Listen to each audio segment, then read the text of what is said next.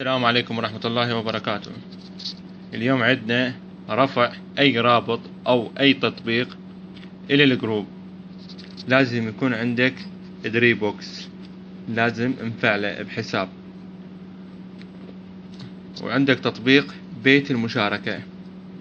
اطلب على تطبيق بيت المشاركة، ترفع برنامج أو لعبة أو أي شيء ترفعه على الجروب. هسه مثلا عندك هذا الواتساب، تضغط عليه مرة واحدة، تروح على مشاركة ملفاتي، مشاركة ملفات، تضغط عليها، تروح على دريبوكس، تضغط عليه، راح يطلع لك الملف انت مسمي ملف باسمك او باسم اي شيء. تدوس هاي اديت، تضغط عليها، نرفع البرنامج، تطلع تنطي خروج، تطب على دريبوكس، هذا الرفع عندك. تيجي تنسخ الرابط هسه، او تيجي تغير اسمه. شلون هسه هذا الاسم عماد، تيجي تنسخ الرابط هسه. خلي يكمل.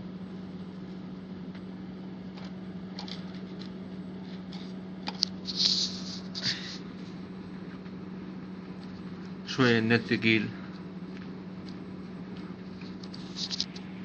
وأرجو من المشاهدين الكرام أو المتابعين مشاركة بالقناة، وأكو فيديوهات إن شاء الله أكثر تستفيدون من عندها. راح أخلي لك الرابط مال دريبوكس وتطبيق بيت المشاركة أسفل الفيديو. هاي راح يطول عندنا شوية، عندي النت ثقيل. إذا تيجي تنسخ الرابط، تيجي على هذا السهم، تيجي هنا على هذا هاي ثاني وحدة، يطلع عندك هذا تضغط عليه، راح يطلع عندك تم النسخ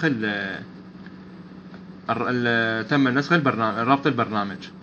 او تيجي تغير اسمه، تيجي هنا على القلم، دوس عليه، تضغط، تمسحه، تكتب اي شيء، مثلا اي اسم البرنامج او اسمك انت،